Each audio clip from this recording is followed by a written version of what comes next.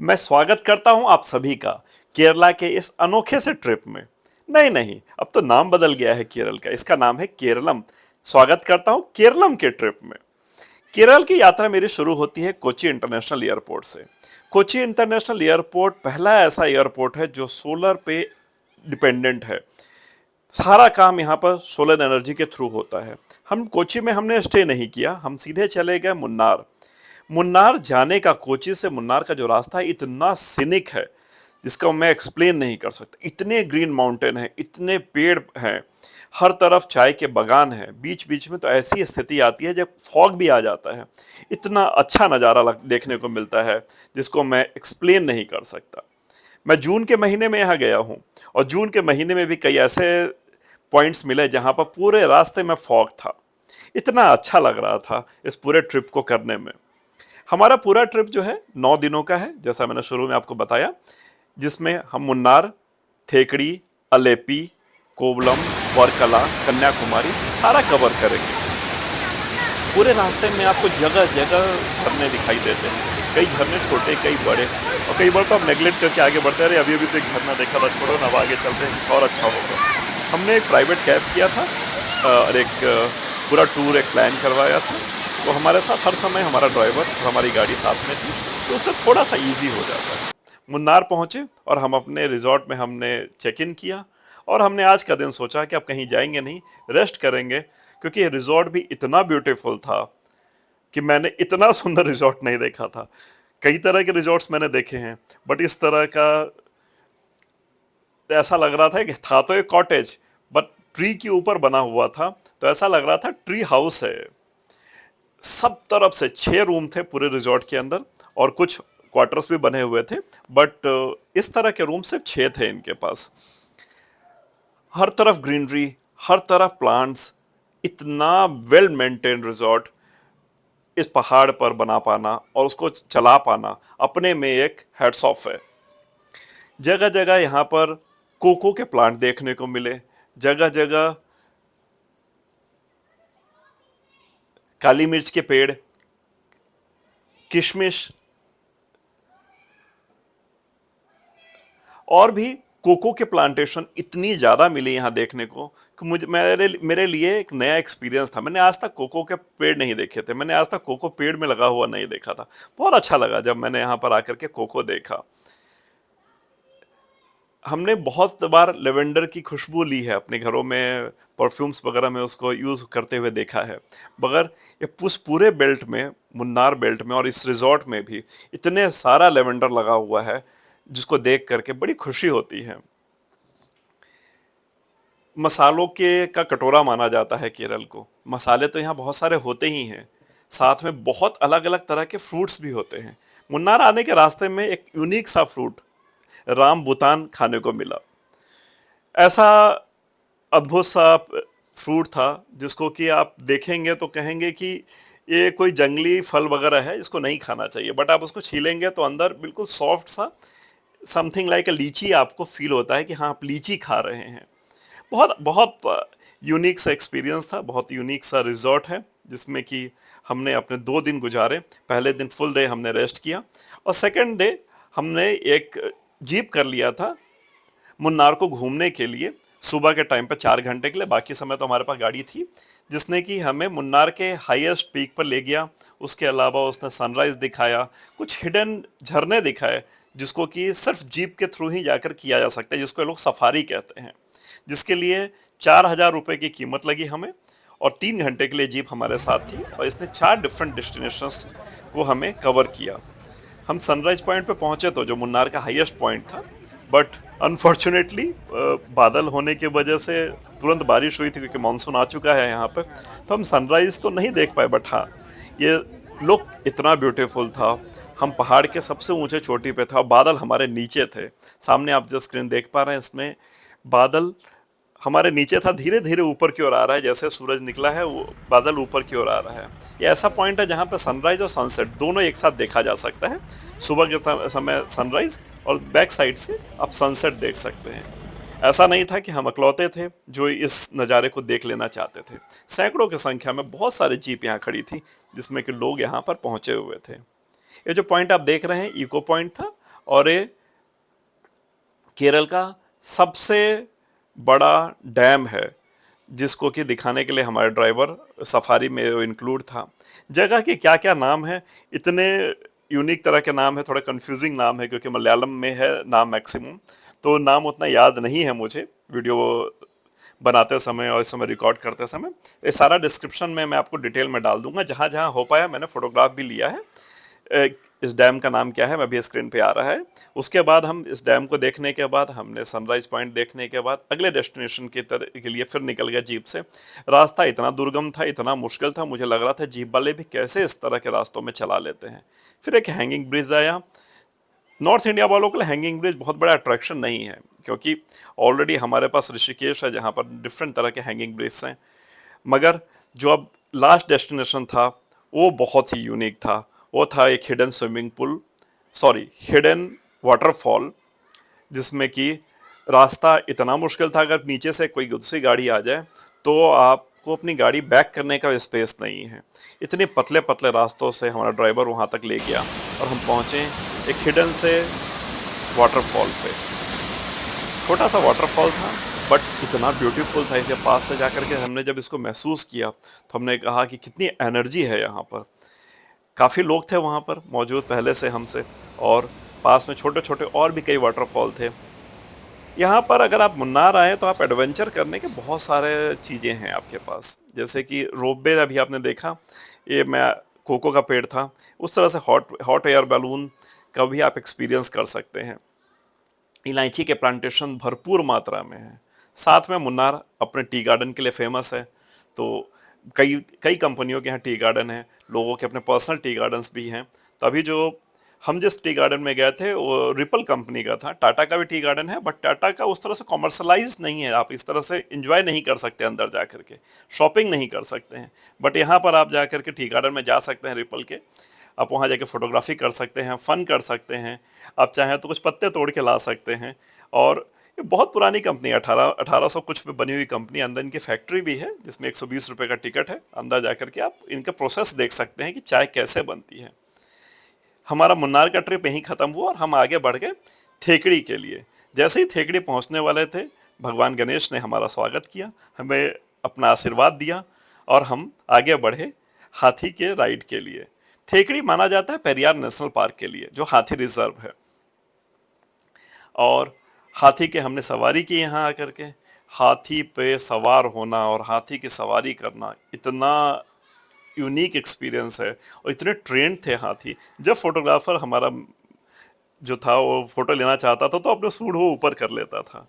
हमें मौका दिया गया कि हम हाथी को नहला सकें, और इतना मुझे तो काफ़ी डर सा लग रहा था कि इतना विशाल जानवर कैसे इसको कंट्रोल किया जा सकता है। हमने पहले इसको नहलाया, अब इसकी बारी थी हमें नहलाने की। इसने अपना बदला हमसे अच्छे से लिया। एक बार करने के बाद मुझे संतोष नहीं हुआ, मुझे मज़ा नहीं आया, लगा कि नहीं इतने से बात नहीं बनी, थोड़ा और चाहिए। तो मैंने इन लोगों से फिर से रिक्वेस्ट की, तो एक बार तो मैंने शावर लिया, फिर से मैंने रिक्वेस्ट किया, तुरंत फिर से मुझे अलाउ कर दिया बैठने के लिए। और फिर से हाथी ने अपने सूंड से, पहले हमने इनको नहलाया था तो उसका इसने हमें हमसे पूरा अच्छे से बदला लिया और खूब अच्छे से हमें गीला किया। फिर हमने इसको फीड किया हाथी को और इसके साथ फोटोग्राफ खिंचवाई। थेकड़ी आने के बाद आपके पास ऑप्शंस की कमी नहीं है। आप पेरियार नेशनल पार्क भी जा सकते हैं, इस तरह से हाथी के साथ एडवेंचर कर सकते हैं, फन कर सकते हैं, मगर डिपेंड करता है आपके पास टाइम कितना है। हम सिर्फ एक दिन लेके आए थे थेकड़ी में, तो हमारे पास इतना समय नहीं था कि हम सब कुछ कर सकें। तो हमें जो कुछ हमें लगा कि ज़्यादा ज़रूरी है या फिर ज़्यादा यूनिक है, जो हम कहीं पहले नहीं देख पाए हैं, उसको हमने देखना प्रेफरेंस किया। शाम के टाइम पर हमने कथाकली डांस को प्रेफरेंस दिया कि नहीं हम इस डांस को देखेंगे, क्योंकि बहुत ही यूनिक तरीके से पूरी पूरी कहानी को ये लोग बिना कुछ बोले हुए सिर्फ एक्सप्रेशन से सब कुछ कह देने की शक्ति रखते हैं।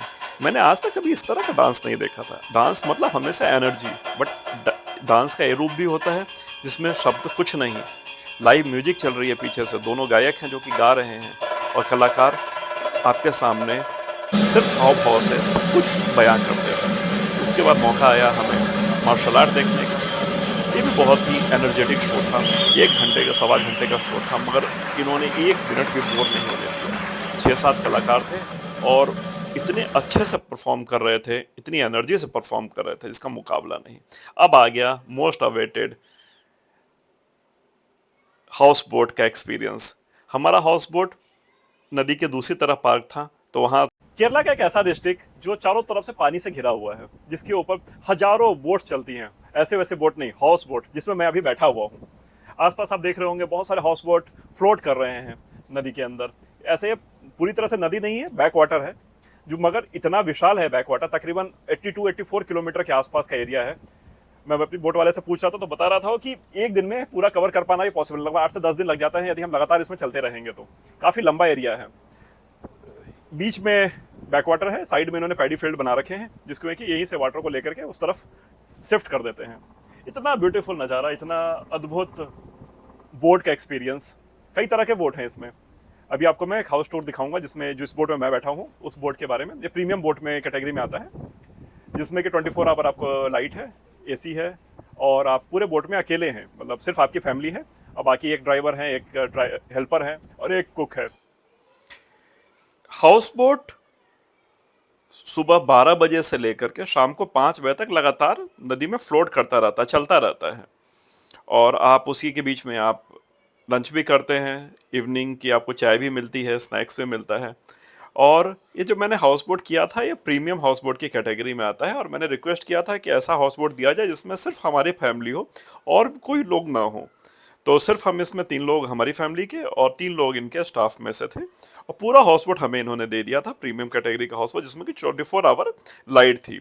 जनरली इनके पास जो हाउस बोट्स होते हैं उसमें 2-3 कैटेगरी होती है। एक ऐसे होता है जिसमें मल्टीपल रूम्स होते हैं, एक ऐसा होता है जिसमें कि मिक्स्ड होता है, नॉर्मल तरीके का होता है जिसमें शाम के टाइम पे लाइट मिलती है। मगर हमारी जो हाउस बोट थी प्रीमियम कैटेगरी में थी, और इसमें जो इवनिंग में व्यू भी जो मिलेगा वो आपको बैक वाटर का मिलेगा। इसके लिए इन्होंने हमें अश्योर किया था। रूम बहुत अच्छा था, जिसमें कि सारी फैसिलिटीज़ अवेलेबल थी, वॉश बेसिन, और आगे जाकर के किचन है इनका, जहाँ पर ये लोग हम जो रिक्वेस्ट कर रहे थे वो ये खाना बना करके हमें दे रहे थे। साथ में जो हमारे ड्राइवर भैया थे उन्होंने बोट चलाना शुरू कर दिया था, और इन्होंने बोला था हम 3 बजे थोड़ी देर के लिए रुकेंगे, आधा एक घंटे के लिए। आपको शॉपिंग करनी हो, आपको कुछ सामान खरीदना हो, तो हम आपको मार्केट तक पहुंचा देंगे, और यदि आपको सिर्फ राइड करते रहना है तो आधे घंटे के लिए हम खाना वगैरह खाने के लिए बीच में रुकेंगे, अदरवाइज उसके बाद हम लगातार ये चलाते रहेंगे। इतना मज़ा आ रहा था, इतना यूनिक एक्सपीरियंस था। यहाँ जाके ही पता चला कि यहाँ पर जो लोग रहते हैं उनके पास कनेक्टिविटी का कोई सोर्स नहीं है। सिर्फ यही एक सोर्स है जिससे ये लोग एक जगह से दूसरी जगह जा पाते हैं, जो आप सामने स्क्रीन पर बोर्ड देख रहे हैं। ये सरकारी बस है जो पानी में चलती है, और यहाँ पर गवर्नमेंट ने ये पूरे बेल्ट में इसको लगा दिया है। हमारे लिए लंच रेडी कर दिया गया था, जो हमने रिक्वेस्ट किया वो इन्होंने बना दिया, और 1.5-2 घंटे का टाइम लगा इन्होंने रेडी करने में। और इतना टेस्टी सा लंच इन्होंने दिया, और इतने वेलकमिंग थे। बार बार इन्होंने पूछा कि और कुछ चाहिए, और कुछ चाहिए। तो इस तरह का नेचर अच्छा लगा। इन्होंने मेरी बेटी को मौका दिया कि आप भी राइड करके देखो कैसा लगता है, कैसा लगता है ड्राइव करने में। पूरे इस बैक वाटर में मैंने पूछा तो बताया इन लोगों ने, लगभग 1,500 से 2,000 हाउस बोट चलते रहते हैं। और अभी तो जून का मौसम है, तो उतनी ज़्यादा भीड़ नहीं है। जब नवंबर से फरवरी का जब टाइम आता है, लगभग 3,500 हाउस बोट्स यहाँ पर आ जाते हैं। शाम के टाइम पर चाय दी मुझे, और ये नाइट का व्यू है हमारे रूम से बाहर का। तो जनरली जो नॉर्मल हाउस बोट्स होते हैं एक के साथ एक पार्क किए जाते हैं, बट प्रीमियम की पार्किंग अलग है। तो इस तरह की हाउस बोट लेने की ज़रूरत है। कल तो हम लोग हाउस बोट में रहे पूरी दिन भर, रात भर। सुबह सुबह हम 6 बजे निकल गए यहाँ के विलेज को देखने के लिए। यहाँ पर बहुत सारे विलेजेस हैं जो पानी के दोनों तरफ बसे हुए हैं। जैसे अभी भी हम विलेज के अंदर चल रहे हैं, तो बड़े हाउस बोट्स इस एरिया में नहीं आ पाते हैं, क्योंकि कंजेस्टेड है, बहुत कम स्पेस है।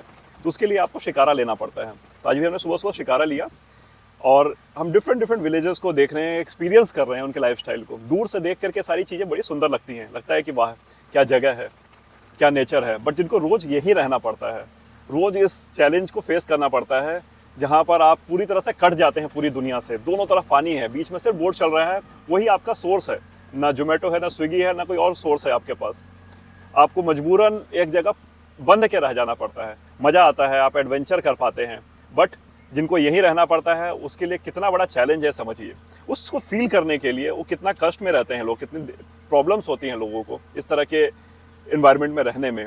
बारिश हो रही है, दोनों तरफ पानी है, बीच में पानी है और साइड में एक घर बना रखा है। तो उसको फील करने के लिए आज हम सुबह सुबह निकले 6 बजे एक शिकारा लेकर के, और काफ़ी देर से समझने की कोशिश कर रहे हैं इन लोगों की लाइफस्टाइल को, इन लोगों को समझने की कोशिश कर रहे हैं। कितना मुश्किल है इस तरह से जीना, कितना मुश्किल है, बट यदि आपने जीवन को स्वीकार कर लिया कि हाँ यही सत्य है, यही अंत है, फिर तो कोई प्रॉब्लम ही नहीं है। इस पूरे लोकेशन में मल्टीपल मूवीज़ की शूटिंग हुई है। हमारे ड्राइवर भैया बता रहे थे अभी कि परम सुंदरी नाम की एक मूवी है उसकी शूटिंग हुई है, OMG मूवी है उसकी शूटिंग हुई है, और मल्टीपल मूवीज़ की शूटिंग हुई है। एरिया इतना ब्यूटीफुल है, इतना मेंटेन तो नहीं कहूँगा, बट नेचर ने इतने अच्छे से मेंटेन किया है कि कुछ भी किया जा पाना, अच्छे रिजॉर्ट्स बना करके वहाँ रहना भी पॉसिबल है। बहुत अच्छा है, बहुत सेटिस्फैक्ट्री है एक ट्रिप पूरे 24 घंटे का, जिसमें कि आप हाउस बोट में भी रहते हैं, इस तरह शिकारा राइड भी मिलती है आपको, और आप पूरे नेचर को समझ पाते हैं, LAP को समझ पाते हैं, केरला को समझ पाते हैं, यहाँ के लोगों के स्ट्रगल को समझ पाते हैं। दूर से बैठ करके हमें कुछ चीज़ें समझ नहीं आती हैं, जो कि पास में आकर के जब आप करीब में बैठते हैं तो आपको समझ आती हैं। नया दिन, नई एनर्जी। जब हमने कल पहली बार हाउस बोट में बैठे, अलग ही एक्सपीरियंस था। मगर जब लोगों से बातचीत की तो लगा कि कितना टफ है लाइफ। हम लोग शहरों में रह करके इस लाइफ को सोच भी नहीं सकते। हमें तो सिर्फ ये एडवेंचर दिखाई दे रहा है भाई, इसके साथ साथ जो चैलेंजेस हैं उसकी कौन बात करेगा। बता रहा था हमारा ड्राइवर कि 2019 में यहाँ जब बाढ़ आई थी तो लगभग 30% घर डूब गए थे।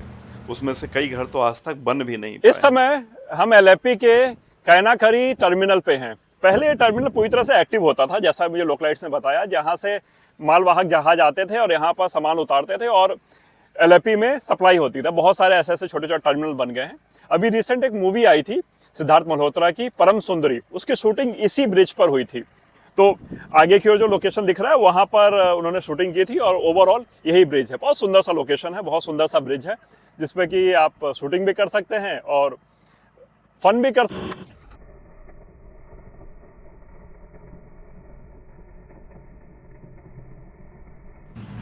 हमारी LAP की यात्रा का यहीं पर अंत हो रहा था। बड़ा दुख हो रहा था इस जगह को छोड़ते हुए, लग रहा था एक दिन में मज़ा नहीं आया और समय लेकर के आना चाहिए था। यहाँ पर 2-3 दिन रहा जा सकता है अगर आप एक दिन हाउस बोट में रह लीजिए, 1-2 दिन होटल्स में रह करके। यहाँ के लोगों को समझने की ज़रूरत है, यहाँ के माहौल को समझने की ज़रूरत है, यहाँ के प्रॉब्लम्स को भी देखने की ज़रूरत है।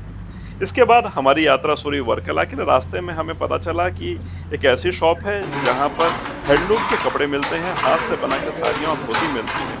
हमने सोचा ऐसे दुकान में ज़रूर जाना चाहिए, हथकरघा को प्रमोट भी करना चाहिए, और हमारे लिए भी एक यूनिक एक्सपीरियंस था कि क्या इस तरह से साड़ी अभी भी बनाई जा सकती है, बनाई जाती है। हमने यहाँ जाके खुलकर शॉपिंग की, बहुत अच्छा लगा। इसके बाद हमें वर्कला का ट्रिप स्टार्ट हुआ, और जो कि हमारा जटायु वर्क सेंटर से शुरू होता था। जटायु वर्क सेंटर में मेंटेनेंस का काम चल रहा था, जिसकी वजह से रोप वे मेंटेनेंस में था, तो हमें पैदल ऊपर जाना पड़ा। मगर ये भी बहुत ही यूनिक एक्सपीरियंस था। 826 सीढ़ी थी, हमें आधा घंटा भी नहीं लगा ऊपर जाने में। बहुत अच्छे से मेंटेन की हुई थी सीढ़ियों को, बहुत अच्छे से रास्तों को बनाया हुआ था। ये रोप वे जो आप देख रहे हैं ये अंडर मेंटेनेंस थी। हमने कहा कि इसका टिकट दे दो, तो उन्होंने कहा नहीं अभी मेंटेनेंस में चल रहा है, एक तो बारिश हो रही है इसलिए भी इशू नहीं कर सकते। जटायु वर्क सेंटर के बारे में यदि मैं बताऊँ आपको, तो महाभारत कालीन एक माइथोलॉजिकल स्टोरी है, जिसमें कि माता सीता को देखने के बाद जटायु भगवान राम को बताने के लिए आ रहे थे कि माता सीता वहाँ पर है। उसी में रावण ने इन पर तीर चला दिया था, जिसमें कि इनका एक पंख टूट के गिर गया था, और एक पंख था। तो यहाँ पर जो स्टैचू है उसमें एक ही पंख दिखाई देता है जटायु का, और इतने विशाल थे ये जानवर, जानवर नहीं पक्षी थे। तो इनकी याद में पहाड़ के ऊपर बनाया गया है इस जगह को। अच्छी जगह है, एक बार आना चाहिए। अब हम पहुंच गए वर्कला। वर्कला अपने क्लिफ के लिए जाना जाता है। यहाँ पर 2 क्लिफ्स हैं, एक है साउथ क्लिफ, एक है नॉर्थ क्लिफ। नॉर्थ क्लिफ थोड़ा चहल पहल ज़्यादा है, साउथ क्लिफ उतना चहल पहल नहीं है। तो हम लोगों ने डिसाइड किया कि हम नॉर्थ क्लिफ के एक अच्छे से रिजॉर्ट में हम बुकिंग करवाई हमने, और वहाँ रुकने का डिसाइड किया। मॉर्निंग वॉक करते हुए हम नॉर्थ क्लिफ की तरफ बढ़े, और पूरे रास्ते में अच्छे अच्छे रिजॉर्ट्स, अच्छे अच्छे होटल्स, कैफ़ेज़ हैं यहाँ पे, जहाँ पर आप इवनिंग में एंजॉय कर सकते हैं और ड्रिंक्स का एंजॉय कर सकते हैं। मैंने इस बेल्ट में महसूस किया गोवा और यहाँ में एक डिफरेंस है, गोवा में आपको हर जगह अल्कोहल मिल जाती है, बट केरला में आपको अल्कोहल बहुत मुश्किल से मिलती है। इस तरह से खुले में कैफेज में अल्कोहल नहीं मिलती है, जो कि एक अच्छा एक्सपीरियंस है। अब फैमिली के साथ है, बच्चों के साथ है, तो आप कई बार चाहते हैं कि इस तरह का माहौल ना मिले, जिसके लिए आपको केरला वेलकम करता है। अभी आपने जो स्क्रीन देखी वो हेलीपैड था। सी बीच पर हेलीपैड बनाया हुआ है क्लिफ के ऊपर। दो दो हेलीकॉप्टर एक साथ लैंड कर सकते हैं, इतना स्पेस था वहाँ पे। अभी हेलीकॉप्टर नहीं आने वाला था तो लोगों ने अपनी गाड़ियाँ पार्क कर रखी। जब आने वाला होता है तो वहाँ पर पार्किंग की जाती है। तो हम नॉर्थ क्लिफ से सी को देख रहे हैं। नीचे जाने का बहुत ही एक रास्ता छोटा सा बनाया हुआ है जहाँ से भी हम नीचे जाएंगे, बट हमें लोकलाइट से यही कह रहे थे कि मानसून का टाइम है तो हमें नीचे नहीं जाना चाहिए, बट हम लोगों से रहा नहीं गया और हमने थोड़ी बहुत मस्ती यहाँ पर समुद्र में कर ली और जल्दी ही वापस लौट आए, क्योंकि काफ़ी एग्रेसिव था समुद्र। रिजॉर्ट्स हमारा इतना सुंदर था, बिल्कुल सी बीच पर था। अब बीच पे बोलना गलत है, क्लिफ पे था, कि वहाँ से साफ समुद्र दिखाई देता था, उसकी आवाज़ और लहरें आकर के रिजॉर्ट से टकरा रही थी। और एक ब्यूटीफुल सा छोटा सा स्विमिंग पूल भी था, जिसमें हमने खूब मस्ती की और इस रिजॉर्ट को खूब एंजॉय किया। वर्कला, यदि आपके पास टाइम है तो 2 दिन के लिए यहाँ पर समय निकाला जा सकता है। दोनों क्लिफ पर आप एक एक दिन रुकने का आप मन बना सकते हैं। एक दिन नॉर्थ क्लिफ पर रुकिए, एक दिन साउथ क्लिफ पर रुकिए। और यदि मानसून के टाइम पर आ रहे हैं यदि आप, तो थोड़ा सा समय और ज़्यादा रखने की ज़रूरत होती है, क्योंकि कभी भी बारिश स्टार्ट हो जाती है। इसके बाद हमारा अगला ट्रिप बना कोवलम का। हम कोवलम गए और यहाँ का फेमस लाइट हाउस, वहाँ पर हम गए। लाइट हाउस नीचे से देख कर जैसा नीरस सा लग रहा था, ऊपर जाने के बाद उसका डिफरेंट ही एक्सपीरियंस था। इतनी तेज हवा चलती है ऊपर, इतना अच्छा लगता है हाउस लाइट हाउस में ऊपर जाने के बाद। इसमें लिफ्ट लगी हुई है जिससे आप ऊपर चढ़ सकते हैं, और ऊपर एक बंदा बैठा हुआ है जो आपको 10 से 12 मिनट के अंदर में कह देता है कि अब यहाँ से नीचे चले जाइए, क्योंकि इससे ज़्यादा ऊपर है ना सेफ नहीं है। वो हाई स्पॉट के ऊपर से सिटी का नज़ारा कुछ इस तरह से दिखाई दे रहा था। इतना विशाल समुद्र, कहीं अंत नहीं, कहीं थाह नहीं, और दूसरी तरफ शहर। यहाँ पर दो बीचेस हैं, एक लाइट हाउस बीच है और उसके एक बगल में है जिसका नाम है हवा बीच। तो दोनों बीच एक दूसरे से चिपके हुए हैं, बट एक क्लिफ का डिफरेंस है। एक क्लिफ के इस तरफ हवा बीच है, दूसरे क्लिफ के दूसरी तरफ लाइट हाउस बीच है। ये जो आप सामने देख रहे हैं यही एक क्लिफ है जिससे कि पार्टीशन होकर के दूसरा बीच आ जाता है, और बीच बीच में इस तरह से चट्टान है। लोकलाइट्स का कहना था कि कोवलम के दोनों बीचेस केरला के सबसे सुंदर बीचों में से एक हैं। लास्ट दिन हमारी शुरुआत हुई, हम लोग कोवलम से निकल गए कन्याकुमारी के लिए, और कन्याकुमारी में जाकर हम विवेकानंद रॉक को देखने का एक्सपीरियंस किया। विवेकानंद रॉक से एक सामने एक और मूर्ति बनाई बनाई गई है। तमिल के बहुत ही महान साहित्यकार हैं, मैं नाम इनका मिस कर रहा हूँ, मैं नीचे डिस्क्रिप्शन में लिख दूंगा। इन दोनों के बीच में एक ग्लास का ब्रिज बनाया गया है, जिसको कि समुद्र पर बनाया हुआ ग्लास ब्रिज मेरे लिए बहुत ही यूनिक एक्सपीरियंस था। हमने पहाड़ों के ऊपर देखे हैं ग्लास ब्रिज, नदियों के ऊपर देखे, अब तो ऋषिकेश में भी ग्लास ब्रिज बना दिया गया है, बट समुद्र के ऊपर इस तरह से ग्लास ब्रिज, और इतने अच्छे से मेंटेन, और लोग इतने डिसिप्लिन समझदार लोग कि किसी के मन में ये नहीं है कि उसको नुकसान पहुंचाया जाए, और जो रूल था उसको पूरी तरह से लोग मान रहे थे। और बहुत अच्छा लगा इसके ऊपर चल के। और एक हल्का सा डर तो लगता ही है जब आप नीचे देख रहे हैं समुद्र है और उसके ऊपर आप चल रहे हैं ग्लास के ऊपर। तो इस स्टैचू के पास जाने के लिए ब्रिज बनाया है, और इसकी कोई अलग से टिकट नहीं है, आप फ्री में इसके ऊपर, बट आप जूते पहन के इस पर नहीं जा सकते हैं क्योंकि ब्रेक होने का रिस्क होता है। और विवेकानंद रॉक से वहाँ तक जाया जा सकता है। ये लास्ट पॉइंट है इंडिया का जहाँ पर तीनों सागर आपस में मिलते हैं, और तीनों का डिफरेंट कलर है। तो यदि आप स्क्रीन पर देख पा रहे होंगे तो 3 अलग अलग कलर्स आपको दिखाई दे रहे होंगे समुद्र के अंदर, और तीनों सागर के मिलने के बाद जो एक लुक निकल के आता है वो यहाँ पर दिखाई दे रहा है हमारा। यहाँ से हम वापस लौट करके कोवलम ही आए, और कोवलम में हमने एक 2025 में भगवान शिव की एक प्रतिमा बनाई गई है कोवलम में, जिसका नाम है अजरीमाला शिव टेम्पल।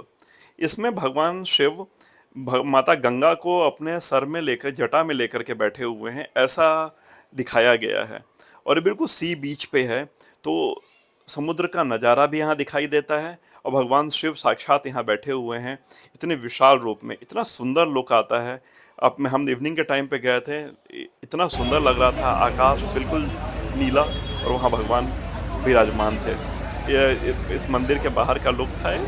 और इतने यहाँ के मंदिर बाहर से भी बिल्कुल अद्भुत लगते हैं देखने में, इतने अच्छे से सजावट की हुई होती है। हम यहाँ से आगे बढ़े और लास्ट डे था हमारा कोवलम का। हम सुबह मॉर्निंग वॉक के लिए फिर से कोवलम बीच पर आए। और यहाँ की एक यूनिक बात थी कि यहाँ पर एयर क्वालिटी 19 थी जब हम यहाँ पर मौजूद थे। तो हमारी यात्रा का अंतिम दिन त्रिवेंद्रम, हम यहाँ एक दिन रुके और भगवान का दर्शन किया। यहाँ पे पद्मनाभ स्वामी टेम्पल है, भगवान विष्णु यहाँ पर लेटे हुए हैं और उनके नाभि में से कमल निकलता है, इस तरह का के लुक में भगवान यहाँ पर विराजमान है। यहाँ पर एक डिसेंट ड्रेस कोड है, इसमें पुरुषों को धोती और ऊपर कुछ भी नहीं पहनना होता, महिलाओं के लिए कंपलसरी साड़ी और बच्चों के लिए, गर्ल्स चाइल्ड के लिए स्पेशली लहंगा चोली पहनना कम। पूरी तरह से ड्रेस कोड का यहाँ पालन होता है। यहाँ भगवान जो मूर्ति है वो 3 दरवाजों से दिखाई देती है। एक दरवाजे से भगवान का मुख, एक दरवाजे से भगवान का पेट और एक दरवाजे से भगवान के चरण दिखाई देते हैं। तो हमें तीनों दरवाजों के दर्शन करवाए जाते हैं। नॉर्मल तरीके से भी आप यहाँ जा सकते हैं और एक वीआईपी पास भी लेकर के यहाँ जा सकते हैं। 500 रुपये में वीआईपी पास मिलता है, जिसको कि सेवा कहते हैं लोग। सेवा काउंटर्स बने हुए हैं, वहाँ से जा करके आप, नॉर्दर्न गेट पर है ये वाला काउंटर जहाँ से आप पासेस ले सकते हैं। मंदिर में दर्शन करने के बाद हम लोग थोड़ा बहुत शॉपिंग के लिए निकले और हमें यूनिक तरीके के आम मिले। ये जो आप देख रहे हैं स्क्रीन पे, ये आम के साइज़ है, इतने छोटे छोटे आम भी यहाँ पर होते हैं। 10 तरह के यहाँ आम अवेलेबल थे, जिसको हमने खरीदा और हमारी यात्रा यहीं खत्म हुई। हमने त्रिवेंद्रम एयरपोर्ट से